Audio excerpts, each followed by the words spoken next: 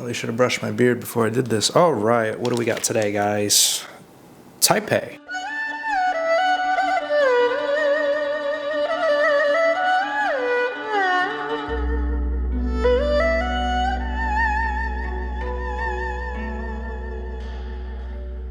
Taipei, Taiwan. Boy, this place, very, very, very underrated. Living in Kansas City, you're gonna have to escape sometimes. Hey, yo, what the And sometimes you just gotta find good deals. And sometimes you just gotta get on that flight.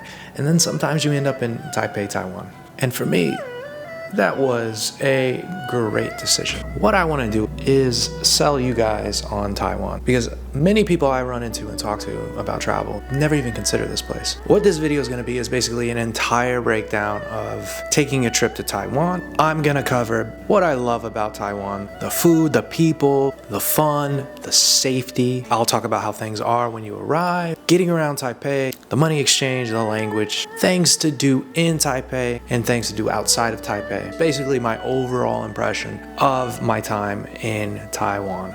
I spent 5 weeks there, so I had a lot of time to get to know the people, the places, and the things to do. But I will say this is going to be mostly focused on Taipei. I only went to a few places outside the capital city. So with that being said, if you need to skip around, if you need something specific, use the timestamps in the description. And let's just jump into arriving. Now the first thing you're gonna have to conquer before you even get there is the 20 to 28 hour flight you'll have to take depending on where you start, if you're starting in the US. And yes, I'm mostly speaking for the US, but it's gonna be a long flight unless you live in that part of the world. Have a good book, bring some audiobooks. Read!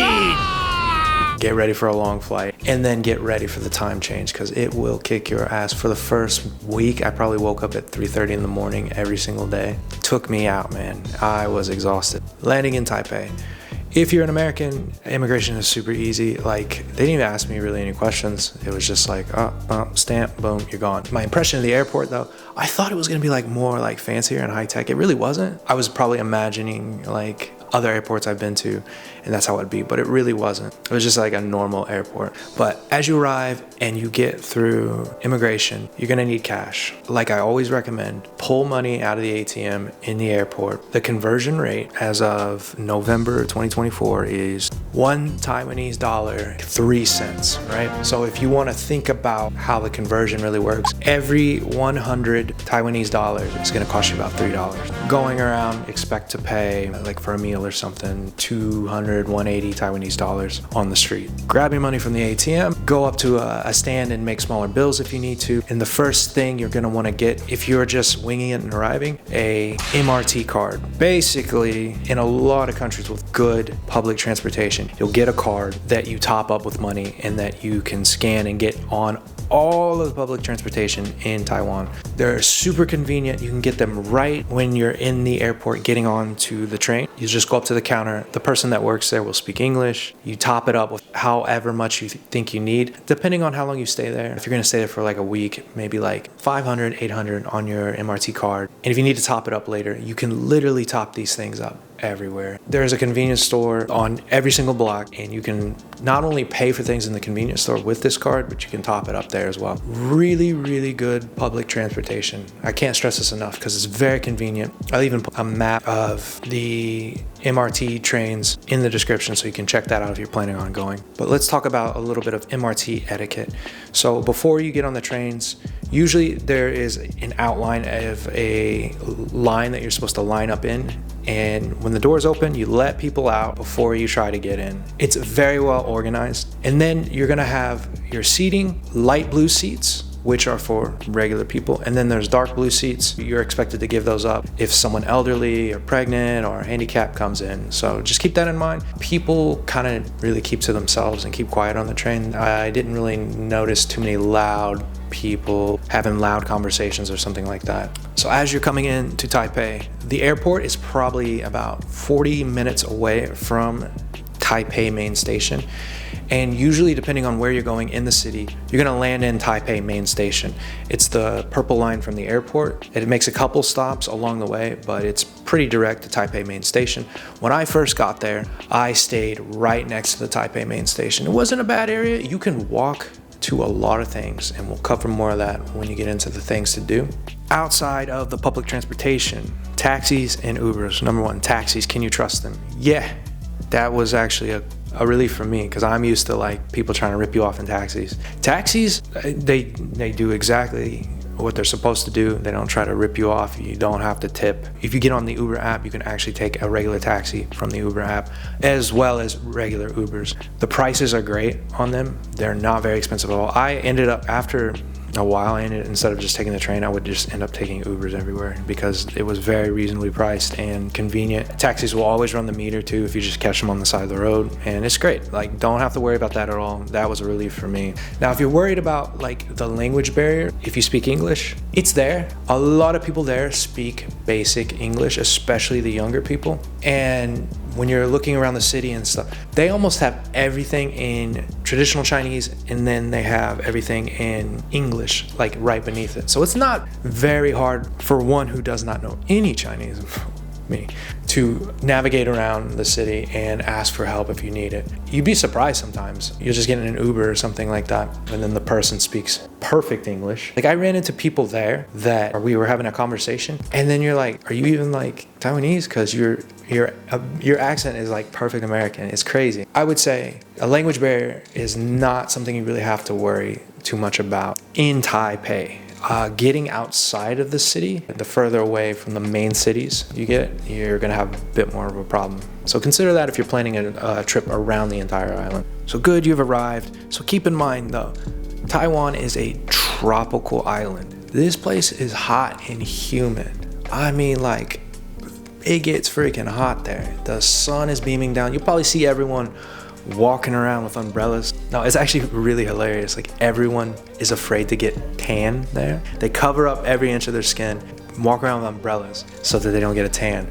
I'm like, bro, this sun feels great. Like, oh, look at that tan. You know, I'll give Americans credit. We like to get our tans. There is a typhoon season. Look out for typhoon season too, because I almost missed my flight back because the typhoon was coming in. And the summers are hot.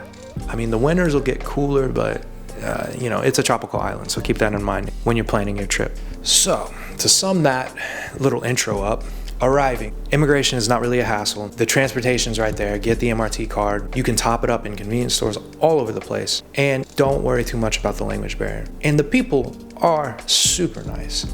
Let's just get that out of the way. The people are super nice. So don't be afraid to ask for help, and don't be afraid to just have a conversation with people. With that being said, I'll actually give my recommendations on places to stay, because I kind of stayed all over the place while I was there. A good area, I would say, is near the Taipei 101, which is basically the iconic tower in the kind of nicest part of Taipei. There's no way you can miss it. It's a cool building, and we'll get more into that later. So if you want to go party, you want to be around things to do all the time, stay near the Taipei 101. If you want a more quieter area that you can kind of walk to a lot of the tourist sites, I would say just stay right next to the Taipei main station. I stayed in a hotel called Papa Whale. It was a weird ship-themed hotel. I stayed there for like 4 or 5 days, and it wasn't a bad room at all. It was just okay. They're kind of small. Be ready for that. We'll talk about lodging in a second, but the rooms are going to be small wherever you stay. I will say about the Papa Whale Hotel, the breakfast was phenomenal. Right? But the area was good. I walked to a lot of things we're going to talk about, and if I need to get on a train, it's just right there. Boom, boom. You can get to the next station wherever you need to go. So I recommend near the Taipei 101 if you want to be like in the hustle bustle, the things to do, right next to the 101 building, which has a bunch of clubs and nightlife, and there's great night markets around. You got a lot right there.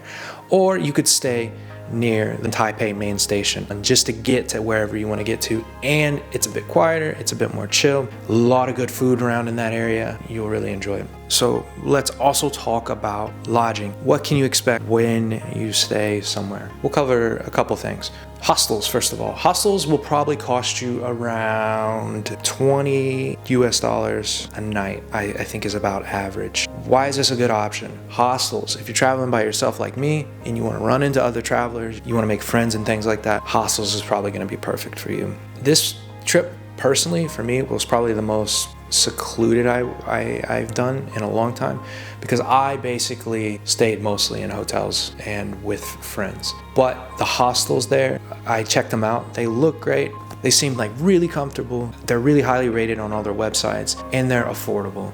So if you think about it, if you're staying in a hostel every night for a week, you'll probably spend about $140 US. It's a good way to meet people and get out there. I mean, I met so many people staying in hostels. It's not something to just dismiss.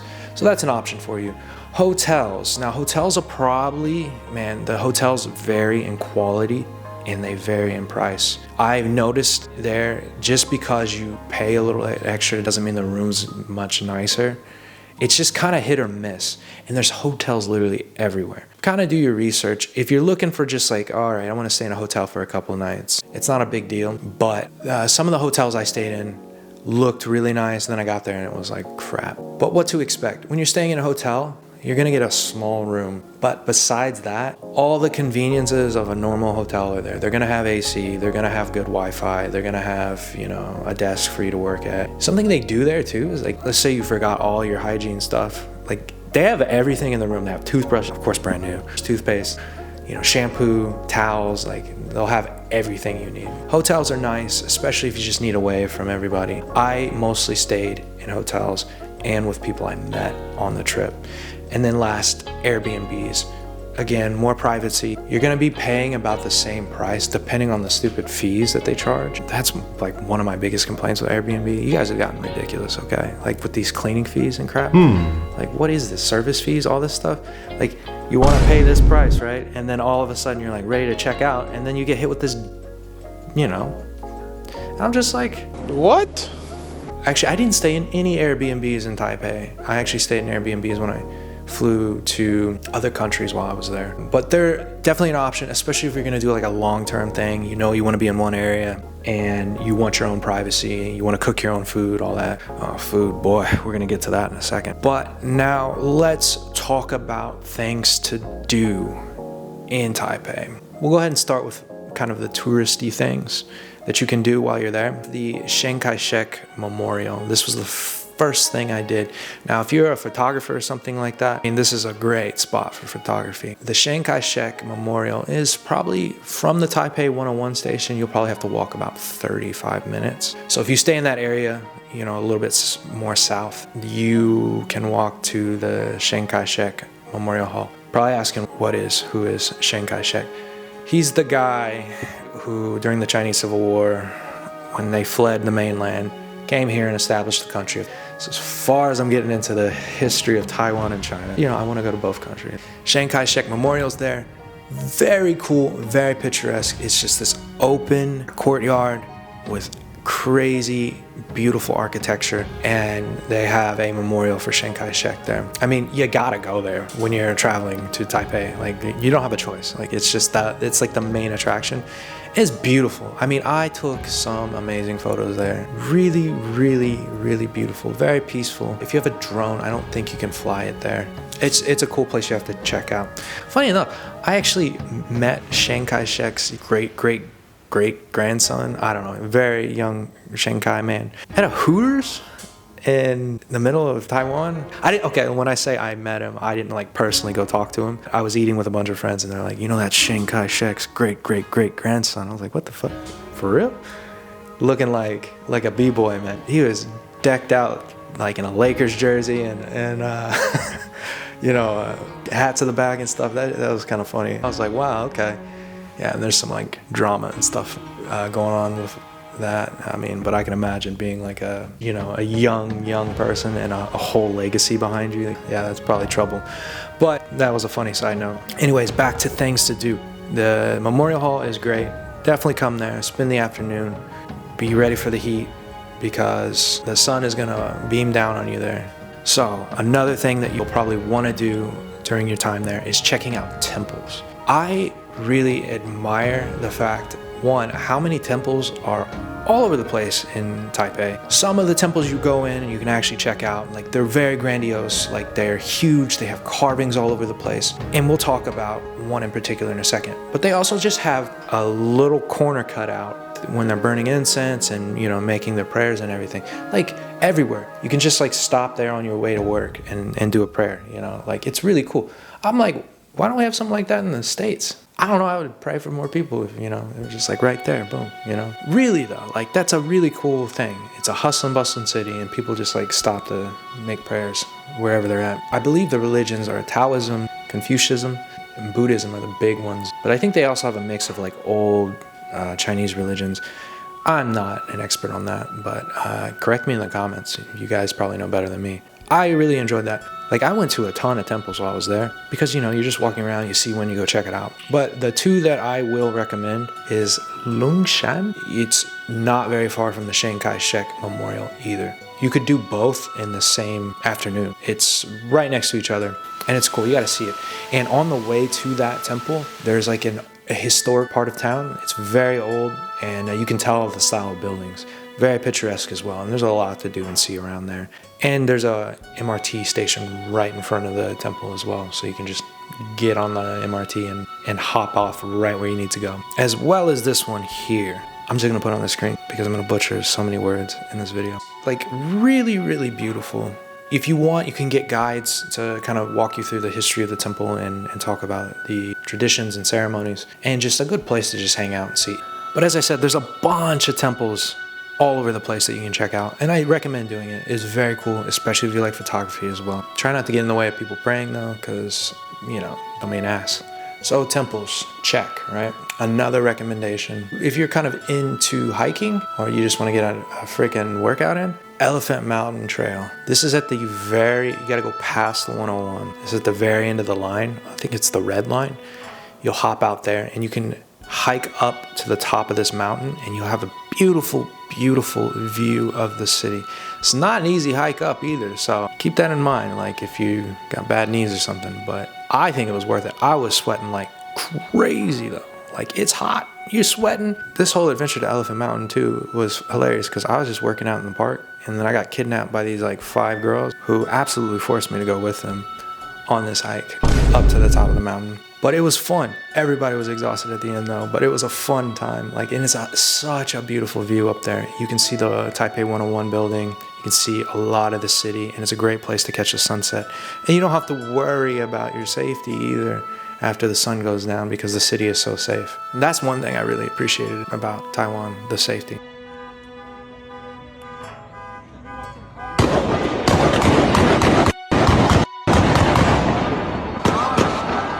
I'm not going out no more.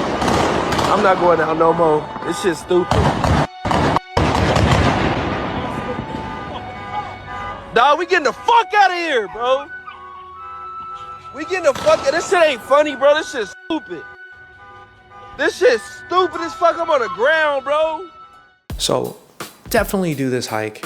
Get your pictures, get the view. Oh, it's beautiful. And at the very top, there's like a calisthenics park too, which is cool. People were working out at the top. I'm like, man, my people. But let's not just look at the 101. Let's go check it out. The Taipei 101 building, famous. I mean, honestly, the entire area around the 101 is super cool. But the building itself, I mean, it looks incredible. They've got a bit of everything inside here. I mean, like, I don't know where I was getting taken when I went in here. I mean, a friend was showing me around. I'm getting dragged off to eat by robots. There's a bar where women are dressed like anime characters and they make noises at you. Arcades. Great food, hot pot up there. Couple floors up. We're hanging out in a cafe full of cats. Oh my God.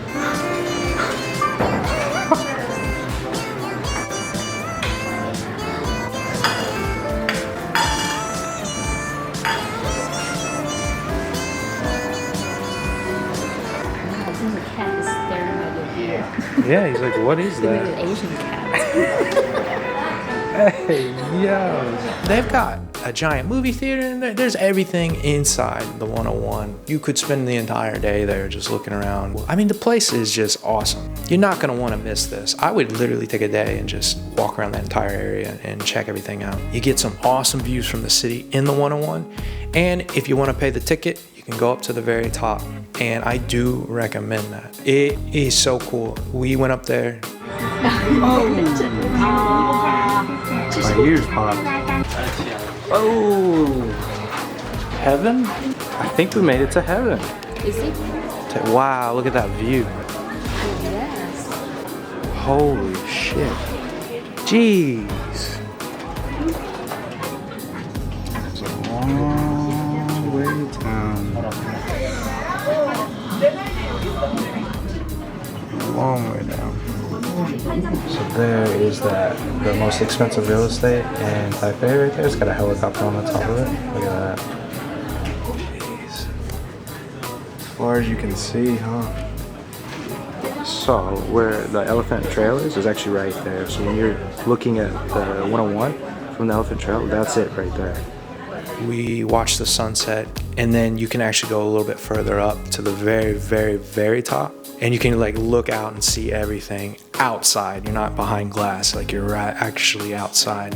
Man, it is so cool. And if you think about it, you know, this island, just like a lot of the islands in the Pacific, are known for humongous earthquakes. This entire building is built to withstand an earthquake. They have this huge, giant, 1,000,000-ton ball in the middle of it to like counterbalance the shift in building. So how does this stabilize the whole building? You absorb. The shock? Yes. So if there's an earthquake going on while we're here, will we see it move? Yeah. Come on, shake. This is a really cool place. Even if you were there for a day, that'd probably be like the thing you went and did, right? Like it's just cool. Go there, have some fun. That entire area where the 101 is, there's so many nightclubs there. There's so much to do. And we'll get a bit more into that later, but it's definitely a good area, and it's just a cool place to hang out. So let's talk real quick about a couple things to do outside of Taipei. Don't get me wrong, I know I stayed in Taipei for a very long time, but there's so much to do outside. I missed out on a lot, for sure. Number one, I went to a place called, I may say this wrong, Jiu Fen. This place is just basically an old Chinese style tea town. It has a tea shop there that is older than, I don't know, I guess really old. I'll put it all on the screen. But that is like less than an hour away. You can take public transportation there. I stayed in a hostel there. I stayed overnight because I wanted to get pictures of all the lanterns at night. But it is a very, very picturesque town right on the coast. Very worth visiting. And I believe the anime Spirited Away was inspired by this town. I don't know if that's true, but that's what people were saying. And they were definitely marketing off that because they had a bunch of like plushies from Spirited Away there and stuff. That's a cool place. You could do it in an afternoon. You could just take the bus there and then come right back. You don't have to stay like I did, but you could if you wanted to. There's hostels and hotels around, and you just basically walk one long main road full of shops and food and all that, and just take pictures and explore. It's cool. It's a bit touristy, so be prepared for that. It's very touristy, actually. It's completely catered to tourism, but it's still worth seeing. Maybe avoid the weekends, maybe go during the weekday. And the next place is, I want to say Jiaxia. You know what? I'm just going to put it on the screen. Jiaoxi. But what this place is famous for is the natural hot springs it has. So this is more of an idea of like, you know what, I'm trying to get out, I'm trying to relax, I'm trying to get a massage, I'm trying to, you know, live my best life. This is kind of a place you want to go. Book yourself like a nice hotel for 2 nights. Compared to other places, it's definitely affordable. This place we stayed, all the hot spring water was connected into the place. So if you wanted to take a bath inside, you could. And then outside the main attraction, they had hot and cold thermal baths. That's what I'm talking about. You got this beautiful rainfall pool. Beautiful view of the jungle right here. Hot, cold plunge, super hot, super cold plunge. Sauna. This is what you get. All this water is from the hot springs, naturally heated hot springs over there. It's all full of minerals. It's really nice. Which was just great. 'Cause I work out a lot and I get really sore. So like going from hot to cold and back and forth, I did that all day, every day. And then the food there, oh my God, it was so good. Look at that breakfast, boy. I made this first plate and look around. Man, this is great. It's nice. Pork. fish, get a good pause. And then there's a whole section, make your own soup. I don't know what's going on. It's crazy. Of course, there's another row, bunch of salads and stuff. I don't know how I'm gonna do this. Okay, I might have overdid it a bit. I'm definitely getting my protein for the day. So I got tons of vegetables. There's tons of meat underneath. I got some of those Japanese style soba noodles, like egg, tons of chicken. And we got soup, beef. Oh man, nice little cappuccino. So like this for me is like a recommendation. If you want to go out and relax, you got a sweetheart, you want to take her somewhere nice, I think this would be cool. This is a good idea. And again, it's only an hour away. It's a quick bus ride. And there's tons of little towns like this all over the place. So definitely do your research. There's a place called, on the screen, it's supposed to have the best seafood in all of Taiwan. It's a port town and it has like the best seafood supposedly. So I know I didn't do a ton, but be open-minded to leaving Taipei and checking out more. Like, it's worth it, but just keep in mind the further away you get from Taipei, the less people are gonna speak English. But let's be real. The one thing we're gonna wanna do when we go to Taiwan is eat the freaking food. My God, the food, I'm having flashbacks. The food in Taiwan is some of the best food I've ever had in my entire freaking life. It's also some of the worst. We'll talk about that in a second. So this is stinky tofu. But it is some of the best. I mean, boy, these guys can cook. I don't think people just like cook at home and have food, because there's just food every 10 steps. Everywhere you walk, somebody's cooking food somewhere, and it's good. It's always good. I mean, it's ridiculously good. It ain't that bullshit that you order on a Chinese menu in America. That's not Chinese food, guys. Listen to me. That is not Chinese. That is not Chinese food. Did anyone order a Chinese? What the hell? Oh my God. It ain't real Chinese food. It's American food. You need to learn something. Take your ass to Taiwan. Get some real Chinese food. Oh my God, it's so good. And not just that, okay guys? It's not just that, right? You got all these countries around Taiwan that have incredible food. I'm talking about Japanese food. Crazy sushi restaurant, and you just order on this iPad. Like after you order it, just comes flying out of there to your table. It's the craziest freaking thing. Hey, look at that. There it is. Let's do it. Oh. But the most important thing is it good? That one's good. I'll try the beef.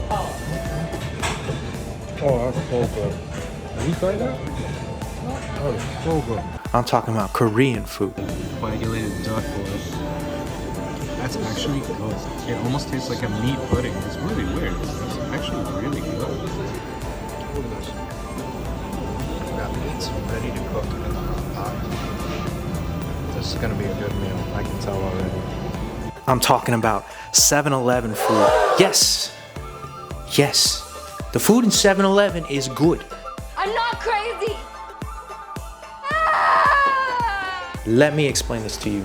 On every freaking block, there is either something called Family Mart or there's 7-Eleven, the places you can top up your MRT cards. They have an entire section inside of just like, you know, refrigerated food, right? Just like noodles and beef. You can get a nice meal for like 100 Taiwanese dollars. Once you buy it, the guy's like, "You want me to warm this up for you?" Yeah. Dude, you warm up the food, it's super good, and then you can just sit down and eat it there. Right there. Like, they have a whole section in the 7-Eleven. You can just sit down and eat. It's air conditioned. It's great. You want to buy a beer? You can just drink it right there. Why don't we do this? I got 7-Elevens all over the place. Why don't we do that? I think that is just great, right? Family Mart, 7-Eleven. They're both basically the same. They both got all this. And it's just the most convenient thing ever. And when I say they're on every corner, they're literally on every corner. Like, everywhere you go, you're gonna run into a 7-Eleven, you're gonna run into a Family Mart. It's right there. It doesn't matter where you're at. It's crazy. So convenient. They got good food in there. It's like crazy. You know what's funny about like going to these places? So like I would go to a Family Mart and I'd buy a bunch of stuff, right? And I'd be carrying it around. And then like later, we're gonna go into 7-Eleven to get something to drink, right? And I'm just like, yo, I can't bring all this in. They're gonna think I stole it. Then everyone looks at me like I'm crazy. Like, I'm like, yeah, they're gonna think I stole it. They're like, people here don't steal things. I'm like, shut up. Yeah, they're like, people here don't steal. If you say you got that from another store, they'll believe you. I'm like, that's crazy. So I'm sitting here holding all this food, and I put like one drink up there, and he just believed me. I'm like, all right, dude, that's cool. You all seen the videos in the States. People just mobbing in the store, stealing stuff. I mean, the freaking laundry soap is locked up at my store. That's what I'm talking about, safety. I really, really like that. But of course, I mean, that's not the real food that we want, right? Listen to me. Listen. The real food is in the night markets. Taiwan's night markets are crazy.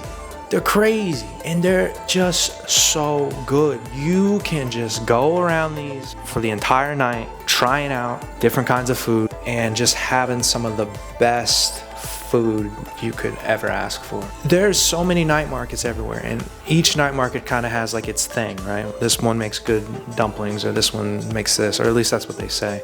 And it's worth just going to check out. I mean, there's so much going on, there's so many people around, and there's so much good food just being made right there. You just got to go around and try stuff. I mean, I had everything from like pork knuckle to dumplings to, you know, just everything, and it was great. You have, I mean, there's, what, are you gonna not go to the night market? Yeah, right. Like, you gotta go. I definitely recommend it because, man, the food is so good. And you get a lot of food for not a lot of cost. It's way cheaper than the States. It's not dirt cheap like if you went to Vietnam, but it's way cheaper than the States. But you know what? Let's talk about what's not good. And I want you guys, Taiwanese people, come here. Listen up. Stinky tofu. Why do you do it? Well, if you don't know what stinky tofu is, it is tofu that is like fermented in dead fish or something, and they let it sit for a long time, and then you cook it and eat it. Okay, quick story, all right? I didn't know what it was, right? So I'm out with this girl we just met. We're in a restaurant up on a balcony, and the lady beneath us is cooking stinky tofu. I didn't know it was a thing. And I'm just sitting here with this girl I just met, having dinner and just smelling stinky tofu. And I'm like, does this girl smell? I'm like, checking myself. I'm like, what is that? What is that? You want to know what it smells like, guys? Like, literally, I'm not exaggerating. It smells like horse. Like, literal, like, you know, you go to a bar and you smell, oh God, like a horse just like took shit and it's pissed everywhere. That's what stinky tofu smells like. Why do you guys eat it? I don't understand. I don't understand it at all. I'm just a simple American, but it makes no sense to me. Just stop it. Just stop. And you know, it's funny because like, if you've never heard of this, you're probably like, oh, they don't really eat it that much. They love it. They love it. And I tried it, and anyways, that's my rant about stinky tofu. But the rest of the food, great. Pork knuckle, oh, good. I mean, they make some of the best food, hands down. Get rid of the stinky tofu, and then you're gonna have my unyielding support. But until then, not gonna work. All right, let's talk about the last portion of this video, the nightlife. What do I want to say about it? Fun. If you go near the 101, you've got plenty of options. I have no idea what the names are, but we went to one right underneath the 101. It was a club. You buy your way in and you get unlimited drinks. That's a problem. The place was fun. Absolutely, man, boy. Okay, it might be the beard, guys. All right, I might have an elevated status when I go out. Everywhere I went, people would just stop me and they wanted me in their picture. Like, it was crazy. It's fun to dance with people there. People are just fun and light and free and having a great time. I don't even know where this place is either, but I ended up there somehow. You like take an elevator like way up to the top of a skyscraper, and this whole place is a club, and you're inside and you're popping bottles and you're having fun. You know, it was really fun. The clubs in Taipei are fun. So I definitely recommend going to check them out. And you won't break the bank when you go either. It's not super expensive. Maybe some of the clubs near the 101 are a bit more expensive, but there's clubs everywhere and they're fun. The people there want to have fun. I mean, I went to a freaking bar club. I don't know what it was, but I'm just having drinks, talking to people, engaging, having a good time. This guy with a camera, and like 2 people come up and they're like, hey man, like in perfect English. I'm like, hey man, how's it going? And he's like, bro, I want to interview you for my Instagram channel or whatever. And I'm like, shit, why not? You know, so he asked me a bunch of questions about like, I think being American or something. I was kind of lit. I don't really remember. Just got faded. Aha! At the end of it, he's like, thanks man, you know, that was great. Guy gives me and this is in the middle of the club, an entire bottle of whiskey. I'm like, hey bro, what am I supposed to, I can't drink this. Like, what? No, I'll crack it. Like, nobody cared. You brought alcohol into the club from outside. You can just drink it there. What is this place? I'm like, it's amazing. I got an entire bottle of whiskey for no reason. Like, I'm very biased, clearly. So, you know, go out and have a good time. You know, be open, be friendly, talk to people, dance with people. I think people just want to have fun. And the clubs are definitely fun. I'm in love. Get the fuck out of here. So, guys, man, I covered a lot here, but let me just sum it all up. Is it worth it? Absolutely. Taipei specifically is just such a unique city. The convenience of it all is great. Having a Family Mart, 7-Eleven right on every corner, the public transportation, like every street that you walk on, it's kind of hard to explain without being able to show it, but like you'll have the sidewalk, right? And then you'll have an overhang of the building for shade, and then you'll have on the outside of that more sidewalk. So there's like, even if it's raining, you can walk and go get some food because there's food on every corner and not even really get wet. I love the way that Taipei is designed. I love the fact that there's so much unique food everywhere. I love that it's not crazy expensive like some other places I've been. I love the fact that there's a park around every corner, and a lot of them have calisthenics equipment. I think that's freaking awesome. I didn't even have to go to the gym half the time. I just went to the park and worked out. And not even just that, the gyms there are great. I went to one that had more equipment than I have here in Kansas City. And then they had a Japanese style spa that you can use in the back. You know, hot, cold plunges and all the works, just great. And then lastly, the people. Yeah, like the people are great, super nice, super fun. Like, man, makes me want to learn the language, just hanging out there. That'd be hard though, that'd be difficult. I'm up to the challenge. If only I had a super hot Taiwanese wife that would want to teach me her ways. Let's be real. You know them ladies. Oh, listen, Taiwanese ladies. I don't know what you're doing, but you're beautiful. That's all I'm gonna say. That's it. That's all I got for you. I feel like that answered a lot of questions that you might have about going to Taiwan. I hope it helped. If you got questions, just throw them down below. Always answering questions. And most of all, go. Just go. Go check this place out. It's great.